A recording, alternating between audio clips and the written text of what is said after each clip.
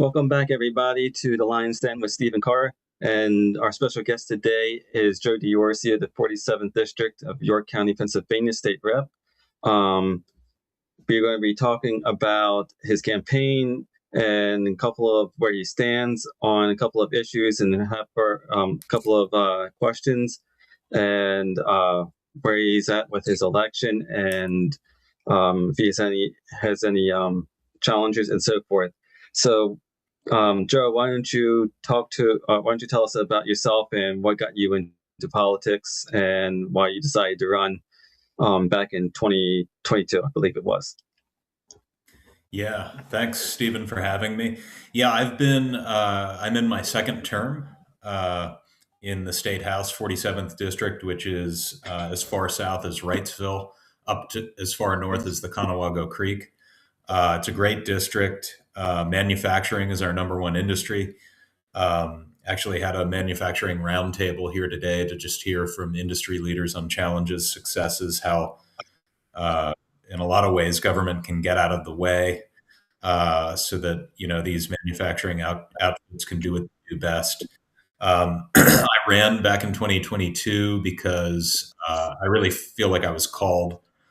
I had no experience in politics, and when I went around and talked to a lot of the voters, that was actually a pretty refreshing characteristic about me. I think there's, especially back then, there was a distaste for career politicians. I think that sentiment is still around today, and that was on the heels of COVID. I think people really felt disenfranchised with a lot of the mandates and edicts coming down from Governor Wolf, and they didn't feel like their state representatives and state senators were doing enough. So definitely rode the coattails of that sentiment, so to speak. But went around and talked to thousands of voters, and that's when I began to develop my love for the people of the 47th, and now in my second term, and there's not a day or week that goes by where I don't fondly think about them. And when I arrive in Harrisburg, my mind and my heart are always on how do I represent them best.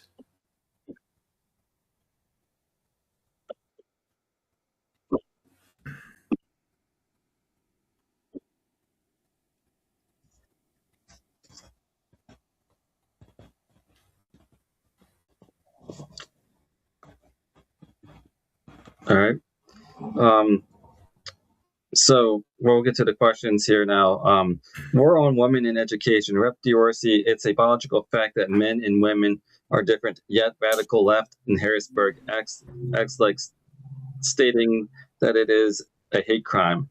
You're leading the Defending Our Daughters charge, while the Shapiro administration more interested in protecting a woke gender ideology than protecting the safety and the scholarships of our female athletes.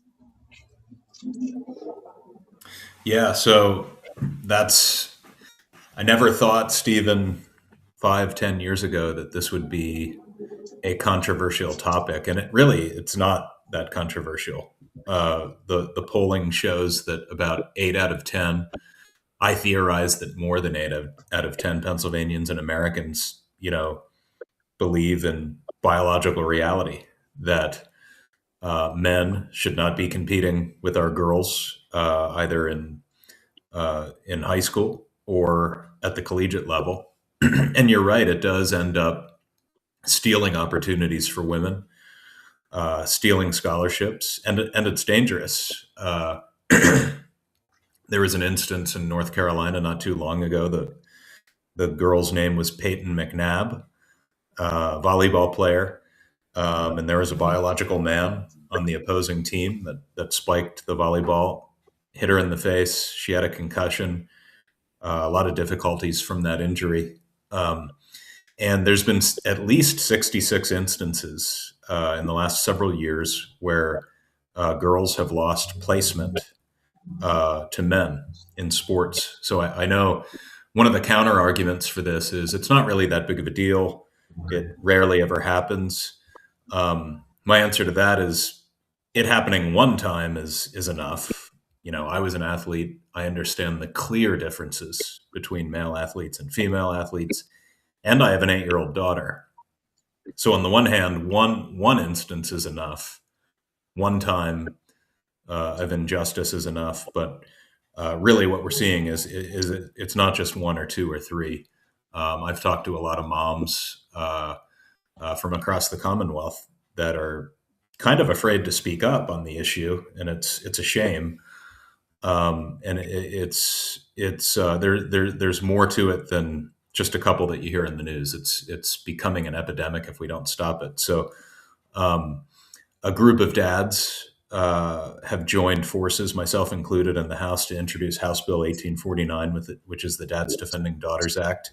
First dad-led girls' sports preservation bill in the nation. We've introduced that along with Senate Bill 9, which is a bipartisan bill that passed the House that would preserve girls' sports. And there's another one that they just passed in the Senate just yesterday, and in addition to another House Bill 1158. And in the House, Democrats have repeatedly avoided a vote.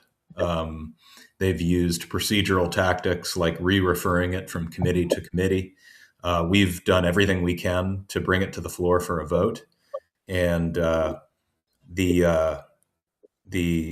political gymnastics continue. So, look, we've said in committee and on the House floor, if you ideologically, if you're part of that 20% or fewer that believes that men should be competing with girls in high school and college, then fine, vote against it.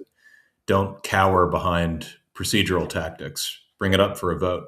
And to date, and I think it's 350 some days that House Democrats have delayed a vote. To date, they continue to bury it.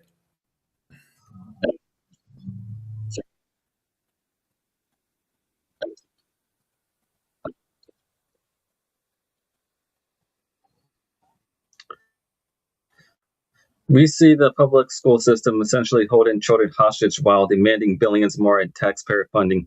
You're a champion for educational choice. It's time that we finally admit that the money should follow the student and not the failing union-controlled buildings. Yeah, so I have been a champion for school choice, and I didn't campaign on that. Education really wasn't a top-tier item for me when I first ran.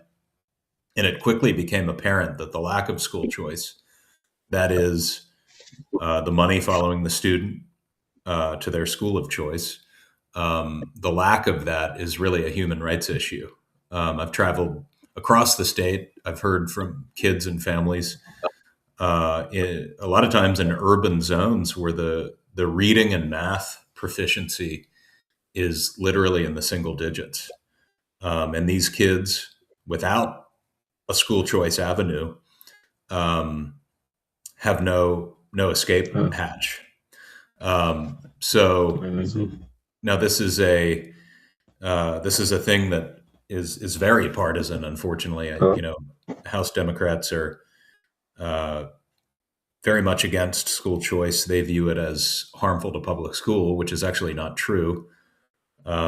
Studies in Florida show that as their school choice, universal school choice program matured, the outcomes for public school students actually rose as well. So there's many myths abound from the staunch public school folks. And my mom was a public school teacher. I'm a product of the public school. I'm not against public schools. I'm just for education freedom and students and parents to have the ability to send their kids that works to the location, the school that works best for them. And Stephen, the price tag. We often hear, public school isn't adequately funded. To which I would say, what's the number? Because if you look at the charts of spending in Pennsylvania, 3 years ago we spent an additional $1.1 billion. That's not a total number in the budget for public ed. A year later, it was another $900 million. Last year, it was an additional $800 million. So in Pennsylvania, we spend between $23,000 and $24,000 per year per pupil on average. And meanwhile, public school enrollment has declined, and the results, test scores, college preparedness, career preparedness, the numbers are stagnant at best. In a lot of cases, they're declining. So the return on investment isn't there. So I don't think that argument really holds weight, and I think the only antidote is school choice. The left loves to talk about equity, but they oppose the very tax credits that give low-income families a bridge to better life. Why is the Democrat leadership so terrified of a parent having the power to choose where their child is educated? Well, I think the answer to that is pretty simple, and it's the most powerful lobby in Harrisburg, the teachers union. Labor unions contribute a lot to political campaigns, and you've probably seen the numbers, Stephen. In terms of the teachers union, it's 98 or 99% of their campaign funds go to Democrats. So I think the answer to that really is monetary. Their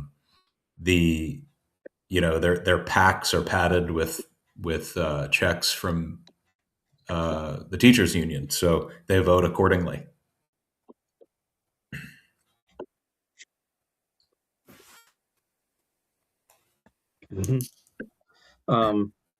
Fiscal insanity versus the Shapiro spending spree. Governor Shapiro just dropped a budget that raids the rainy day fund to the tune of nearly $5 billion. In what world is it fiscal responsibility to empty the state's savings account during an inflation crisis just to fund a progressive wish list? Yeah, so Governor Shapiro's budget proposal, which he laid out in February, is a $53.26 billion spend. And the surplus that the budget surplus that he inherited is as of June, it's been eliminated. So meanwhile, revenue projections are in the mid 45 billions. So you have, let's just say, 46 billion.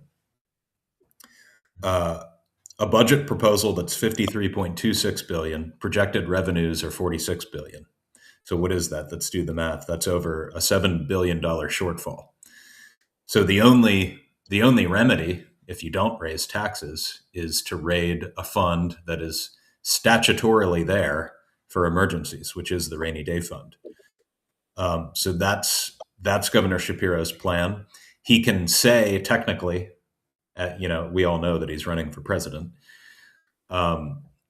He can say technically, well, I didn't raise taxes. I just raided the fund that's there to protect the state from natural disasters, other emergencies. That's not acceptable. And in addition to that, Stephen, I would say, look, if you're going to touch the rainy day fund for purposes other than an emergency, why not put it back in the pockets of Pennsylvanians? Which is why several members in the House have introduced tax cuts, and that's been our message. The rainy day fund isn't for pleasure spending and to balance a budget; it's for emergencies. But if you want to go into it, let's give it back to Pennsylvanians. Totally agree. You've been a watchdog for the corporate net income tax. If we want to stop the exodus of a business fleeing to Florida and Texas, why isn't Harrisburg moving faster to make Pennsylvania a tax-friendly territory instead of a regulatory nightmare?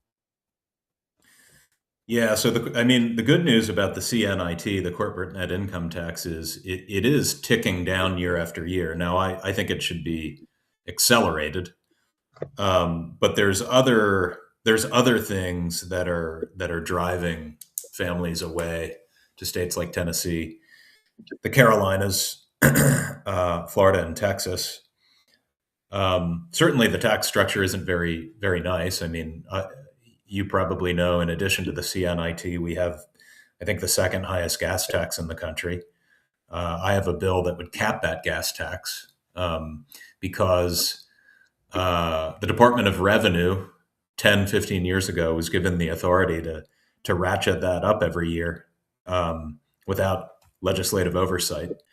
My bill would simply strip that authority back, place it in the hands of the legislature, and if a tax increase should be considered, then it should be before the General Assembly. I think that's how my constituents and Pennsylvanians want.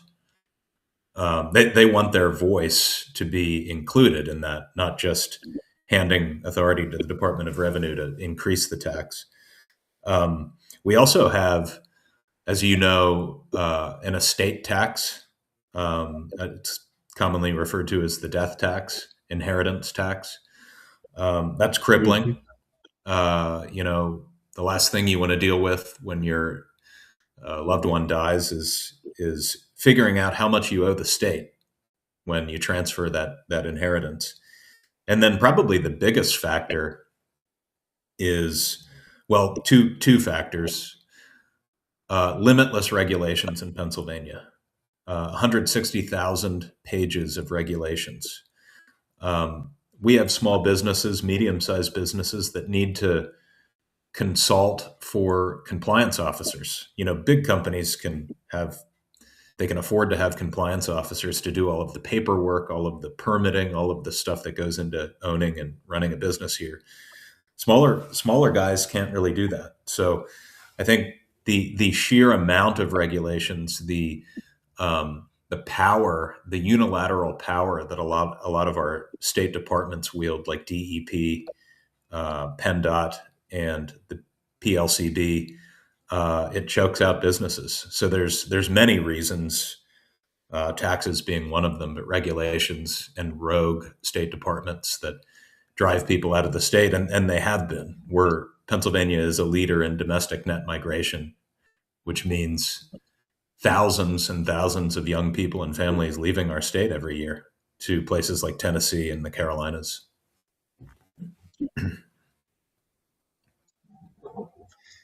We're seeing a push for state-sanctioned skill games and marijuana revenue to balance the books. Is this a serious economic plan for a great state, or is this the governor just looking for vice taxes because he knows his actual spending is unsustainable? It's just that he's looking for extra revenues to foot the bill. Skill games the idea of taxing skill games has been around since I've been in the legislature. So has marijuana. So it's definitely new revenue sources, and we know that in almost every case, if not every case, any initiative that the government heads is bound to be inefficient and poorly run. And with the marijuana piece, I know there's a lot of opinions about this, but I've looked at some of the other states, the data in other states that have employed this, and it just doesn't look good. I know that in Colorado, they legalized recreational marijuana. A lot of car insurance premiums are going up. There's a lot more wrecks because people are driving under the influence. And then from a medical standpoint, and I'm no expert in medical matters, but there's compelling evidence that consistent marijuana use leads to levels of psychosis, which we often talk about the mental health crisis. If you're introducing people to recreational marijuana and more people are developing this illness, psychosis, you're actually adding to that problem. The battle for local sovereignty. You stood with Senator Don Kiefer on property tax elimination. It's a fundamental question of liberty. If the government can take your home because you can't pay a yearly rent to the school board, do you actually own your property at all? Yeah, so property taxes are are the most regressive tax, and I've talked to a lot of people, and it's an acute problem in York County because our property taxes are high compared to other areas of the state. And I've talked with a lot of people, particularly seniors who are on a fixed income, that uh, literally can't afford to stay in their homes. And the property tax and rent rebate program is fine, but that's pennies on the dollar. So yeah, Senator Kiefer has a bill. Wendy Fink has it in the House to eliminate property taxes. So I support that plan. But it is an interesting plan because there's questions that come from that. How are schools funded? How am I going to make out under this plan? It's a tax shift, so how would that affect me with an increase in the sales tax and the state income tax? But they've worked out the math, and in the end, about 8 or more out of 10 Pennsylvanians would have a net gain if their state income tax ticked up a little bit, the sales tax was increased a little bit, but they didn't have to deal with their crippling property taxes. So I like the plan. It's really difficult to get this kind of thing done, and I didn't know this heading into the legislature, but some of these rural areas in the state, property taxes in New York County, like I said, are pretty bad. You can have, three to $6,000 per year in property taxes, and you might not even have a very big property. But you could travel to Bradford, Pennsylvania, and their property taxes might be $700 a year. So think about it. You try to convince a representative from Bradford County to support this plan, and they hardly ever hear about it from their constituents. I hear about it every day. So that's a nuance that I didn't expect. But as I learned how that system works, I now realize. But I think Senator Kiefer and Representative Fink, they're traveling the state. They're hosting these town halls. They're answering questions. They're talking about their plan. I think it's good, and certainly people in York County resonate with that. While the national media obsesses over DC, you're securing a six-figure grants for local fire companies in the 47th. Why is it that the America First movement is more effective at a local level than the billion-dollar bureaucracies are at the federal level? Well, I think they're different beasts. The main distinction between federal and state is, from a budgetary standpoint, is the Treasury can just print more money, which, as you know, there's a direct correlation with printing more money that's not backed by anything to inflation. In the state, we can't print money. So when we talk about this $53.26 billion price tag with the governor's budget proposal, we got to balance the budget somehow. So if revenues are 46 billion and we're spending 53 billion, eventually, you can raid the surplus, you can decimate the rainy day fund. Eventually, that leads to a tax increase. So state and federal are definitely different. Very often, when I talk to people, they conflate federal with state. But I find that, our legislative districts are about 65,000 people. I can't imagine being a congressman or a U.S. senator that has, a U.S. senator has 13 million constituents. Congressman or congresswoman has, 250,000.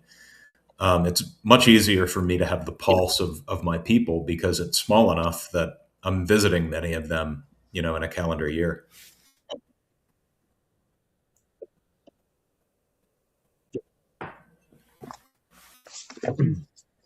The battle for education and save the children. Representative, we see the radical left treating Pennsylvania classrooms like laboratories for social engineering rather than centers of academic excellence. You've been a leader on the education committee. How do we finally break the back of the teachers' unions and give parents total uninhibited educational choice in the 47th district? Yeah, so I think the first thing I would say there is certainly you could make a compelling argument that in the education space, if we're talking about all students, the teachers union might be an enemy. But I'm careful. Teachers aren't the enemy. I think the vast majority of teachers are trying to do a good job. A lot of times their hands are tied by the administration, by the curriculum, by regulations coming out of the state, mandates, things like that. But I'm not sure where we lost the focus in education. To me, it's about teaching the basics, math and reading, critical thinking skills. And over time, the role of the teacher has just expanded. They're expected to be counselors, mental health professionals. I think the left is wanting our schools to become this be all to every student type thing. And it's really not the purview of the classroom. So I think we need to refocus what education is, whether it's at a private school, a public school, or any kind of school, and focus on what your mission is, which is to prepare students for the next phase of life, not have a political opinion or follow their teacher in their political views, or even these social streams of thought. That's not the focus of education. It's to teach the basics: math, reading, critical thinking, science, etc. I agree. You launched Defending Our Daughters campaign. It's a simple question that the left can't seem to answer. What is a woman, and why is the Shapiro administration so terrified of protecting female athletes from biological men in sports? Yeah, I don't know the answer to that. I suppose that it's pandering, to a small section of their base. But I think 2/3 of Democrats agree that men shouldn't be in locker rooms with girls, or competing on fields, courts, and pools with girls. So I think Governor Shapiro is playing a kind of an avoidance game there. He doesn't want to talk about it, and of course, the legacy media rarely asks him about it, so that helps him and hurts us. But if I knew that, I would tell you. But it's mystifying. It's as mystifying to me as it is to you. Yeah, it definitely is. We know that CRT and DEI are just Trojan horses for Marxist ideology behind just speaking out. What is the legislative teeth we can put into a law to ensure Pennsylvania tax dollars never fund the indoctrination of our kids again? Yeah, so you're right. I mean, critical theory historically is a Marxist ideology. It originated with Marxist thinkers. There have been bills introduced in the House to limit this or restrict this kind of thing, but with a Democrat majority, they've not seen the light of day. And this kind of goes back to the refocusing in education, Stephen. That's the kind of stuff that I'm talking about with, this social thought. Those things aren't necessary in a classroom. That doesn't help any students comprehend math equations. It doesn't help them with their science experiments. It doesn't help them read. Those are errant to the mission.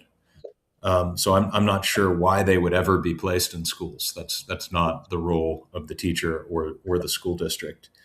I know that on the education committee, we have the opportunity to review curriculum standard changes every year. And last year we caught in our review, me and a couple other representatives, Republican representatives, caught some of that stuff in the standards changes, and we appealed on those grounds that they were either not true. I know there were a couple of economic fallacies that were plugged into the the curriculum that I caught, and they were just factually inaccurate. And then, some of that social stuff we caught too, and demanded that it be removed. And for the most part, the board, took our recommendations. So it's not entirely bleak, but people like me and others need to pay attention. You have to constantly be paying attention because there's many backroom secret initiatives that if you're not paying attention, you don't catch. Yeah. Um, Economic sovereignty and regulatory state. Pennsylvania has the resource to be an energy superpower, yet we're bogged down by bloated Harrisburg bureaucracy. You've been called a guardian of small businesses. If we slash the corporate net income tax and gutted the regulatory state today, how fast does York County become the economic engine of the Northeast? Yeah, well, so I'll start with the first portion of your question. We have so much natural gas in Pennsylvania that we could literally fuel the world for years. And one important step, one positive with last year's budget, there were plenty of negatives, but one positive is that we codified our removal or our departure from the Regional Greenhouse Gas Initiative, which is basically a Green New Deal that mandates the least reliable forms of energy like wind and solar.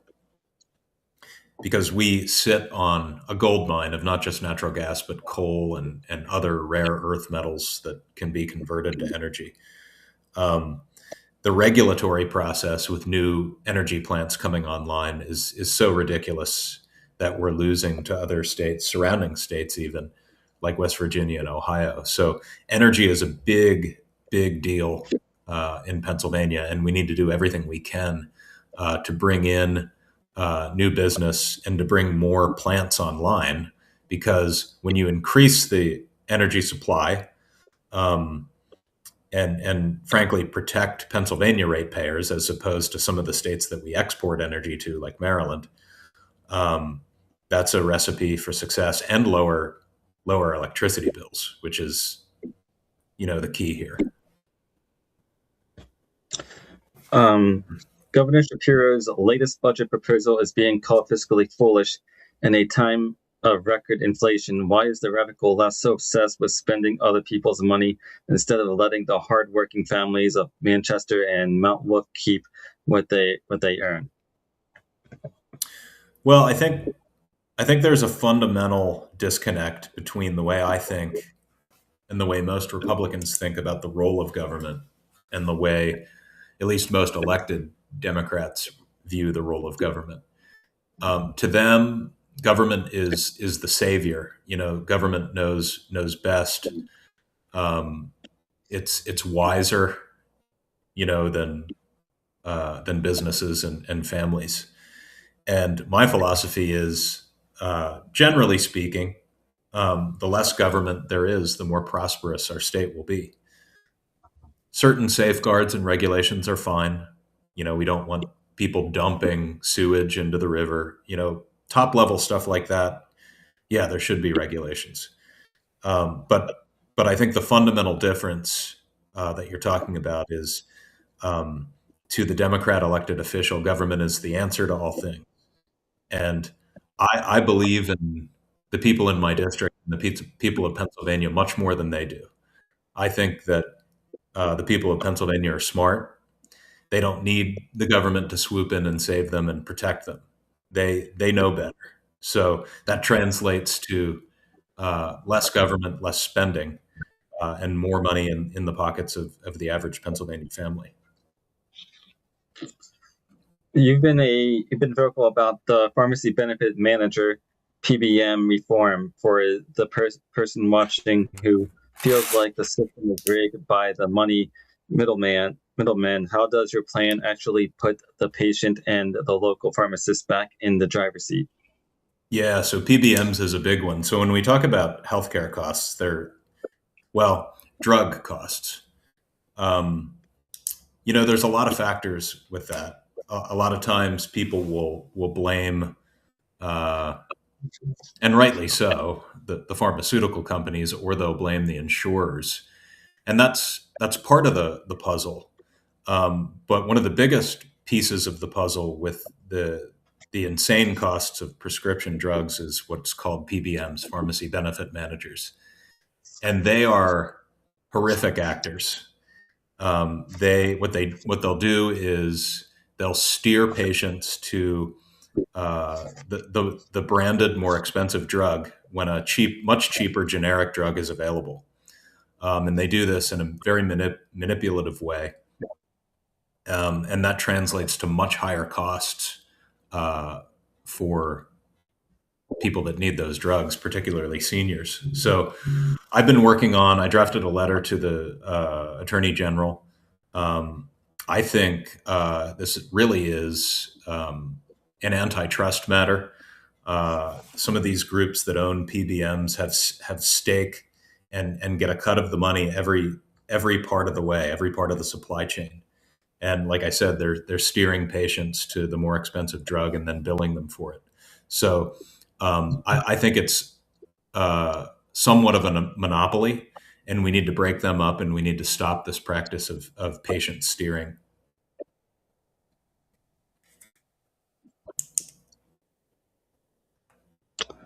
What's that say? The America First local front. Pennsylvania is the keystone state for a reason. As goes PA, so goes the nation. With the May 19th primary fast approaching, what is the number one thing voters in the 47th need to understand about the stakes of this election cycle for the future of Western civilization? Well, yeah, you're right. We saw it last election, and it's coming into focus this election, albeit a midterm. Pennsylvania really is the keystone, not just in name, but politically across the country. A lot hinges on our state. And, in the Senate right now, we have 27-23 Republican majority, which is somewhat narrow. In the House, it's even tighter. Democrats have a majority of one vote, 102 to 101. And despite that humble majority that the Democrats possess, they have the ability to direct all affairs of the House. So I've written many bills that frankly aren't really partisan. They're just bills that would help my constituents and people across Pennsylvania live better lives. But because there's an R behind my name, they won't see the light of day. So it's very important. We have an opportunity to flip the House back to Republican. We have an opportunity to maintain the Senate. And with that comes smarter, more fiscally responsible policies. So if you want to stay in Pennsylvania and you don't want to be forced to relocate to a state like Tennessee or the Carolinas or Texas to keep more of your pay and to have a more prosperous life, please, please, please vote. Talk to your neighbors, make some calls. It's easy to, in today's day, to try to ignore politics because it's divisive. But at the very least, do your homework. Realize that the Republican vision for our state is one of prosperity, whereas the Democrat vision of the state literally is if they get control of the Senate and keep the House, it will be Virginia.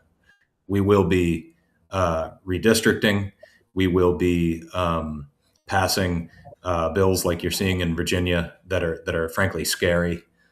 So it's really important to vote and make your voice heard.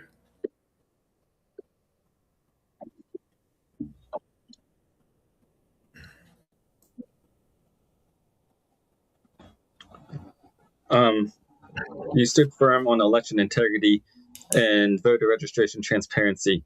Why is it that every time Republicans ask for basic common sense security measures, the media and the left call it disenfranchisement? Yeah, so this is another one that it's kind of like the girls' sports issue. Voter ID is an 80-20 issue. Republicans, Democrats, and independents across Pennsylvania and the United States believe that you shouldn't be able to cast your vote unless you're a citizen. So I would ask this question to elected Democrats: why, even though 2/3 of your base and 95% of Republicans and 85% of independents, if they're for this common sense measure to just ensure that you're a citizen and you're eligible to vote, why are you staunchly opposing it? And we've seen in Pennsylvania every attempt that we've made to get some transparency on the voter rolls to make sure that people who have died, people who have moved out of state aren't voting, were stonewalled. President Trump was trying to get information in this same vein from the Department of State, and they've declined to cooperate. So if you have nothing to hide, why the stonewalling? And if 80% of Pennsylvanians want voter ID, why not run the bill? In addition to that, Stephen, I'm sure you've seen, thank God for independent journalists like Nick Shirley, and Scott Pressler has been exposing a lot throughout the state of legitimate instances of illegal immigrants voting. So the question is, and Democrats tend to downplay that. But my question is, okay, well, let's open it up and have a look. Let's audit it. If it's 28 people across the state, okay, then maybe that isn't a big issue. But if it's 28,000, then it is a big issue. But we don't know because they won't be transparent about it.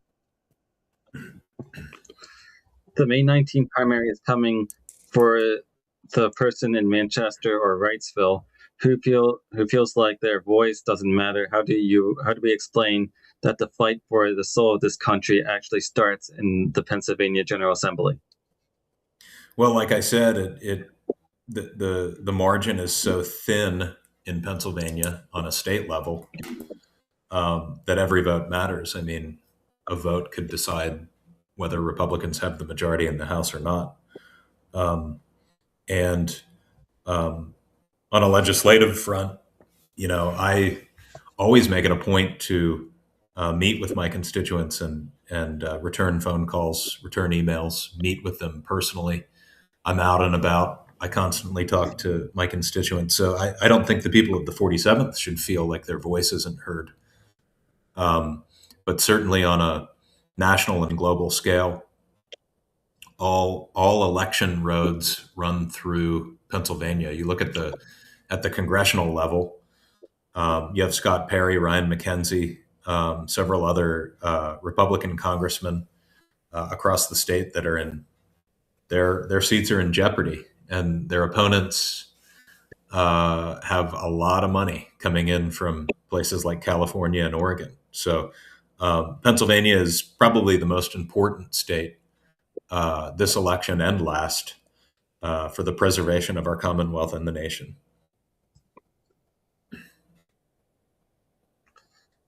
Cultural and moral clarity. You've been a vocal advocate for the sanctity of life. As we've seen more radical abortion on demand legislation being pushed from top down, how does Pennsylvania remain a keystone for traditional values in the Northeast region that seems to have lost its moral compass? Yeah, I think the trend that we've seen across the nation, you talk about cultural versus moral. The traditional family has taken a beating. You look at the divorce rates. You look at the birth rate, which the decline of the birth rate is something that Elon Musk has been talking about for upwards of 15 years. So you have this culture that downplays family, whereas in a healthy culture, family is right up there in the top few things of what you would define as a healthy culture. And yes, you're right. There's been these initiatives from Democrats, not just in Pennsylvania, but from across the nation that literally want abortion up until the moment of birth, and we're even flirting with this philosophy that it's okay even after birth. And I don't think many people, I hope not many people agree with that principle.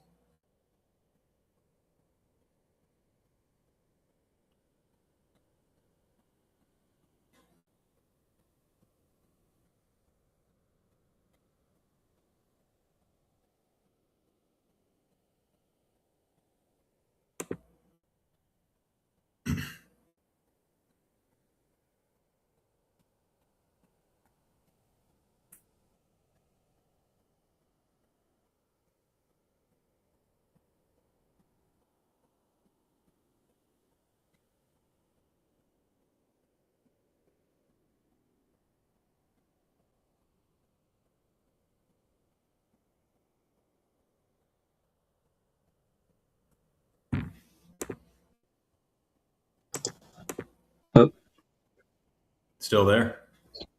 Yeah, I'm still here.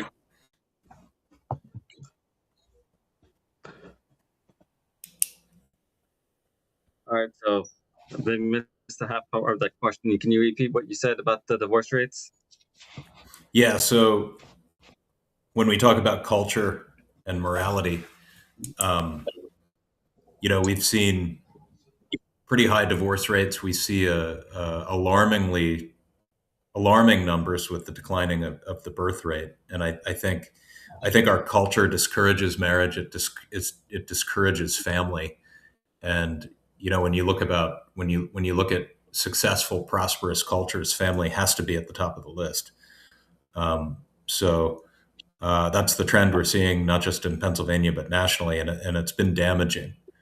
And I would venture to say that a lot of the mental health challenges that we're having, um, at least in part, are due to um, broken families, fatherless households, etc. Rep the RC, you're a man of faith. When the secular left tells you to leave your values at the door of the Capitol, what is your message to the Christians in your district who are tired of being treated like second-class citizens? Yeah, well, I don't leave my faith at the door, and I won't be told to do so. That's who I am, and people of the 47th knew that when they elected me. So every decision I make, goes through a couple of filters. First, on the political legislative lens, does this grow government or does it decrease government? And does it have the aspects of liberty or does it have the aspects of tyranny? Um, and then I look at it through the lens of my constituents. Um, what would my 65,000 constituents have me do? But then, most importantly, is the lens of my faith. Is this this bill or this initiative, uh, does it honor God? Does it contain the wisdom that's godly? So those are the three lenses that I see things through. I use them all. But as far as the Christians in my district, I'm first a Christian above anything else, and I won't be told uh, to not be. Rep the RC, you're a dad and a Christian. How does your faith inform your fight for the sanctity of life in a state where the executive branch is openly hostile to the unborn? Yeah, so I am a dad of an 11 and an 8-year-old, and I think the fight for life comes down to, is life valuable, and um, to the utmost degree, it's valuable. Every life, um, and that's the lens I look through, and I would have to ask those who are advocating for abortion up until birth, and some cases even after birth, which is abominable. Um, do you not think that life is valuable? Whose life do you don't think is valuable? Um, because I have a conviction that every life is valuable, and I treat that topic that way.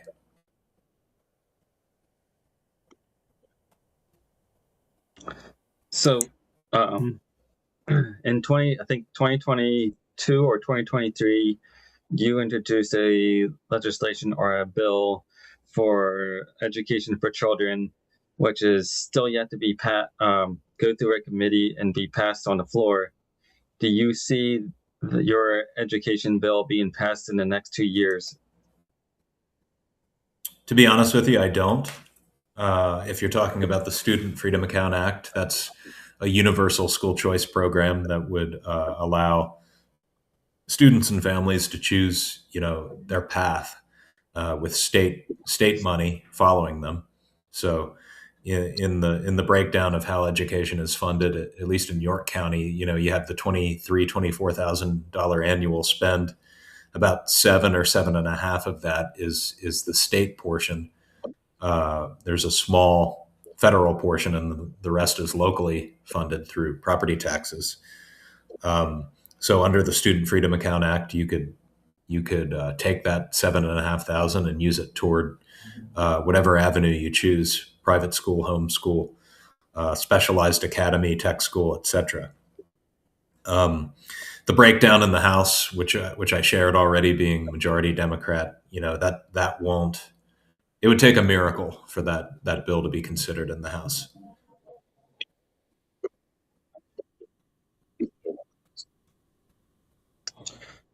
And then lastly, a huge thing that a lot of people that I've been hearing for several people is the Jonestown flood tax.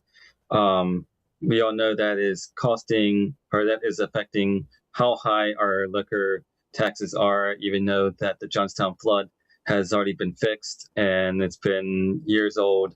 How can the state, or the state House and Senate, put a stop to the Johnstown flood tax? Because you can go across the street here in Maryland, and their alcohol taxes or their alcohol so much cheaper than Pennsylvania is. Yeah, so we could fix that if we passed my bill, because my bill would repeal the Johnstown flood tax. Like you said, Johnstown was rebuilt in 1942.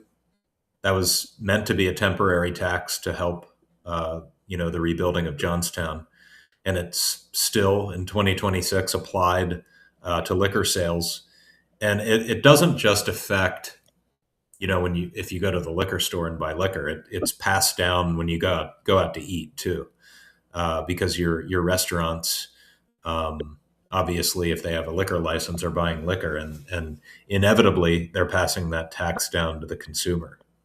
So I think about 400 or 500, maybe even $600 million is generated with that liquor tax. I think it's an 18% rate, and that gets dumped into the general fund. Doesn't help Johnstown, doesn't help anybody in my district. Just goes to the general fund, for the governor to spend at his pleasure.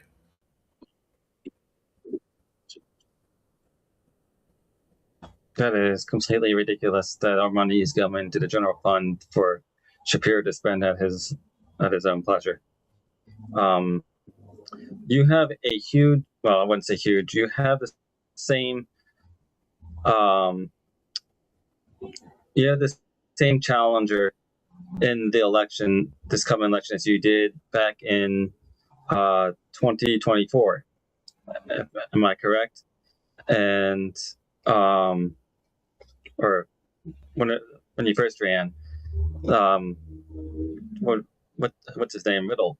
And do you see, as your county is becoming more independent, or as Pennsylvania and your county is becoming more independent with voters, do you see that as a challenge for you to get elected, and for the Democrat to get in, or do you think that he doesn't stand a chance at this point?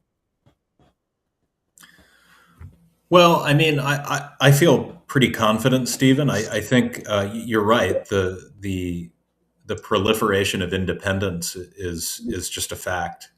I think in York County, about 18% of registered voters are independent, whether they have a distaste for the two-party system or whether they feel disenfranchised by either party. But I think the Republicans, the independents, and some of the Democrats in my district know that I make myself available. I listen to them, and I work tirelessly for them. I think they understand that. So, win, lose, or draw, I'm happy. I'm happy to be here. I'm honored to represent them, and it'd be great if I could continue representing them. A few years ago, you were an advocate of a convention of states legislation for term limits. I don't know what the number is now, but do you still stand with term limits and having a convention of states proposal being proposed in the state house? Yeah, I think if the convention of states is narrowly focused to term limits, absolutely. Um, that's another 80-20 issue. And it would have to be done, congressional term limits would have to be done through a convention of states because no federal congressman or senator would introduce a bill that would shorten their career. So it would have to go through a convention of states. But yeah, I think you look at some of these people at the federal level. Certainly, there's some people in the state that have been there for a long time too. But 50 years, 46 years, 44 years. Um, Many of these people also are in their 80s, and I don't know what other career you could look yourself in the mirror and say, "Yeah, I'm 84, and I'm at the top of my game. I'm in my prime. I'm mentally great. My energy level is great." Um, Term limits are a big deal, and yes, I still stand by that sentiment for term limits.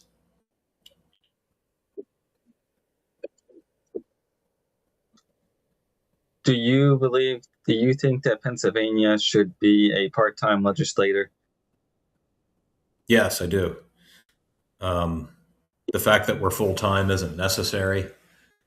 We're up in Harrisburg on average, 6 or 8 session days a month. Um, there's many states in the union that have part-time legislatures, and arguably they get more done than we do in Pennsylvania. So um, I think having a part-time legislature would be a great idea.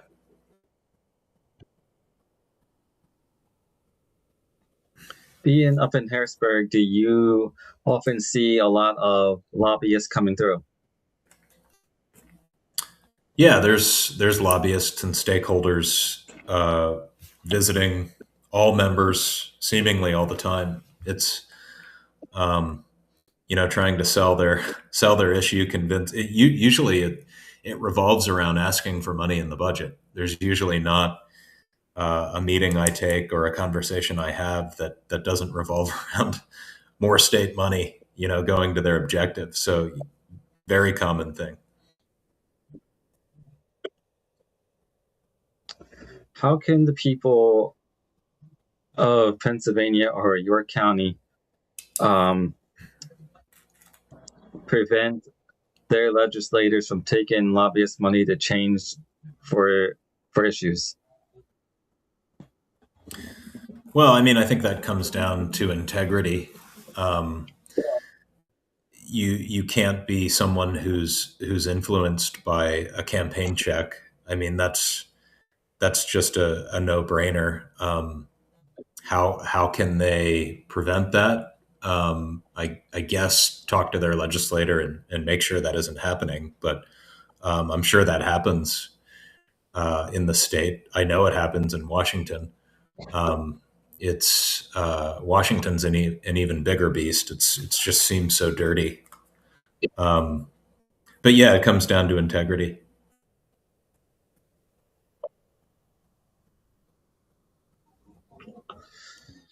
As we wrap up here, is there anything you want to address concerning your campaign in the election coming up to the people? I mean, I'll be out working hard this fall. Um, I love knocking on doors because it gives me a chance to get a pulse for where people are in the district. So I might see you if you're watching and you're in the 47th. I'd love to have a conversation with you. If you want to help me out in any way, that's great. Get in contact with me and I'll plug you in.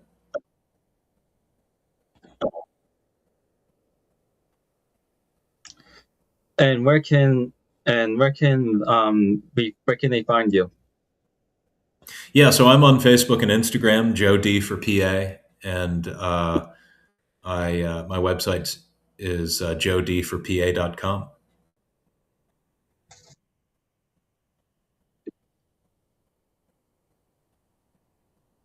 All right. Well, thank you for your time, Representative Joe Diorsi, and thank you for coming on. Thank you for having me, Stephen. Yep, you're welcome. Have a good one.